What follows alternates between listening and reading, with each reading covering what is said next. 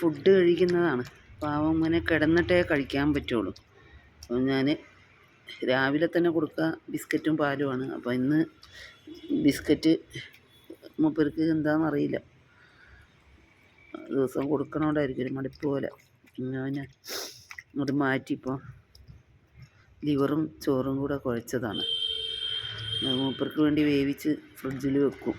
ചോറായാലും ലിവറെല്ലാം റെഡിയാക്കി വെക്കും. അപ്പോൾ ഇങ്ങനെ മൂപ്പരത് കൊടുത്താൽ അങ്ങനെ കഴിച്ചോളും. പാവം പിന്നെ കിടക്കണ കണ്ടിട്ടേ ഒരു പാവം തോന്നുന്നു. പാവമാണ് ആൾ. ഇനിയത് കഴിച്ച് കഴിഞ്ഞിട്ട് ഹോസ്പിറ്റലിൽ കൊണ്ടുപോകണം.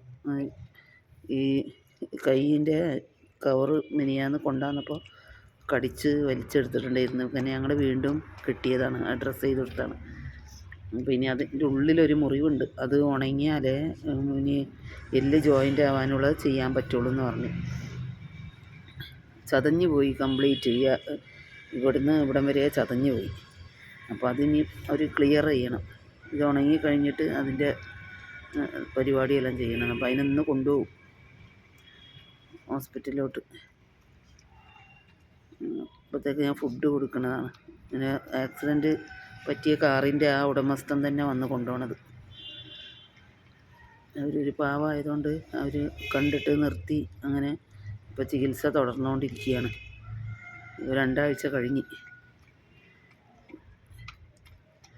തെരുവിലാണെങ്കിലും ഇവനിവിടെയുള്ള എല്ലാവരും കണ്ണിലുണ്ണിയാണ്, ഈ കോമ്പൗണ്ടിലെ എല്ലാ വീട്ടുകാർ. പക്ഷെ ആരും നോക്കാനില്ല എന്ന് മാത്രം. ഇവിടെ നിന്ന് എല്ലാവർക്കും പട്ടീനെ ഇങ്ങനെ നോക്കി കാണുന്നല്ലാതെ ഇതുപോലെ പരിചരിക്കുന്നതിനോടൊന്നും താല്പര്യമില്ല, അടുപ്പിക്കില്ല. ഞങ്ങൾ പിന്നെ ഓണർ വലിയ കുഴപ്പമില്ല. പക്ഷേ എന്നാലും അയാളെ അനിയനൊന്നും അത്ര വലിയ താല്പര്യമില്ല നോക്കണത്. പിന്നെ ഞങ്ങൾ പിന്നെ ഇത് മൈൻഡ് ചെയ്യാണ്ട് ഞങ്ങൾ തന്നെ നോക്കിക്കോളാമെന്ന് പറഞ്ഞ് വീടിൻ്റെ സൈഡിൽ എല്ലാ സൗകര്യവും ചെയ്തു കൊടുത്ത് ഞങ്ങൾ ഡെയിലി സമയാസമയം അവന് ഫുഡ് കൊടുത്ത് അങ്ങനെ അവൻ്റെ കാര്യങ്ങളെല്ലാം നീറ്റായിട്ട് ചെയ്തു കൊടുക്കും.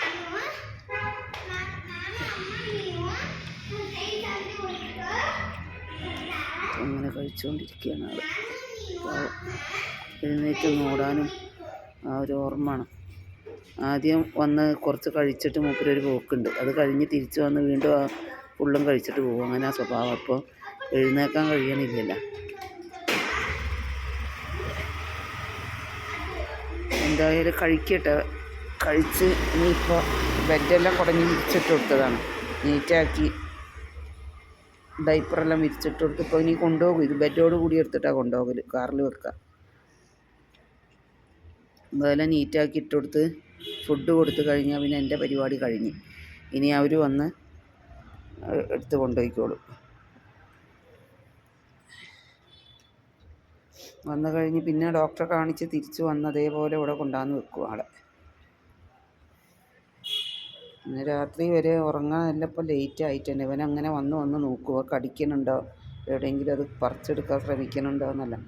പക്ഷേ പറയണതെല്ലാം അനുസരിക്കുന്ന ആളായതുകൊണ്ട് ഒരു വടിയെടുത്തൊന്ന് പേടിപ്പിച്ചാൽ ഇതൊന്നും കടിക്കൂല. എന്നാലും ഞാൻ തുണിയെല്ലാം ചുറ്റി ആ പ്ലാസ്റ്റർ ഇട്ടതിൻ്റെ മുകളിൽ കൂടിയും തുണിയെല്ലാം ചുറ്റിയിട്ടാണ് ഞാൻ വെച്ചത് അവൻ കടിച്ചെടുക്കണേന്.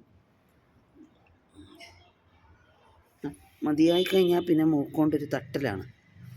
അതാണിപ്പോൾ കണ്ടത്. മതിയോ? പമ്പാച്ചിന്ന് ഉറങ്ങിയോ? പമ്പാച്ചിന്ന് ഇറങ്ങിയോ? ഇനി കിടന്നോ, നിന്നെ കൊണ്ടുപോകും 10 മിനിറ്റ് കഴിഞ്ഞാൽ. ഡോക്ടറെ അടുത്ത് പോകണ്ടേ? മുത്തിന് ഡോക്ടറെ അടുത്ത് പോകണ്ടേ? പോകണ്ടേ? ഡോക്ടറെ അടുത്ത് പോകണ്ടേ? ഇങ്ങോട്ട് നോക്ക്, ഡോക്ടറെ അടുത്ത് പോകണ്ടേ? വേറെ സുഖമാവണ്ടേ? സങ്കടപ്പെടണ്ട കേട്ടോ, എല്ലാം പെട്ടെന്ന് റെഡിയാവൂലേ. പിന്നെന്താ, ഇല്ല ശരിയാവും കേട്ടോ. ഞാനിവിടെ നിന്നെ നോക്കണില്ലടാ പൊന്നു പോലെ. പിന്നെ നിനക്കൊന്ന് മരുന്നെല്ലാം വെച്ച് കെട്ടി റെഡിയാക്കി ഇവിടെ വന്ന് കിടന്നാൽ പോരെ? സങ്കടപ്പെടണ്ട കേട്ടോ. വായ കഴുകണ്ട, ഇനി കഴുകണം. എന്നിട്ട് തുടച്ചെല്ലാം എടുക്കാനുണ്ട്.